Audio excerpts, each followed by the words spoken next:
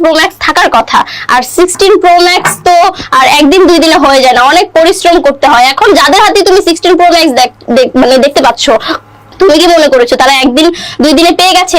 তারা জার্নি করেছে, প্রচুর জার্নি করার পর দেন হচ্ছে এই জিনিসটা জার্নি করেছে।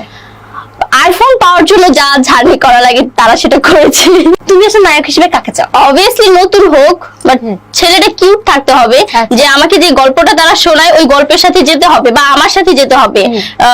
আর দ্বিতীয়ত হচ্ছে নায়ক হ্যান্ডসাম তো হতেই হবে, এটা তো অবভিয়াসলি হতেই হবে। কেন? হ্যাঁ হতেই হবে, কারণ হচ্ছে আমি তো আর বুইড়া হিরোদের সাথে, বুইড়াদের সাথে অফারটা বেশি আসে, কারণ অনেক মেয়েরা এই সুযোগটা লুফে নেয়। বাট আমার এইসব সুযোগের দরকার নেই, আমার আলহামদুলিল্লাহ আর নিজের মতো চলার মতো টাকা পয়সা আছে, আমার এইসব দরকার নেই। আর শাকিব খান হলে ভালো হয়। শাকিব খান কি প্রথমে তোমার সাথে সিনেমা করবে? এই জন্যই তো এতটা এগোচ্ছি না। আগে আমার মনে হয় যে ভালো ভালো সিনেমা করতে হবে, তারপর মনে হয় যে আমার শাকিব খানের সাথে সিনেমা করাটা দরকার।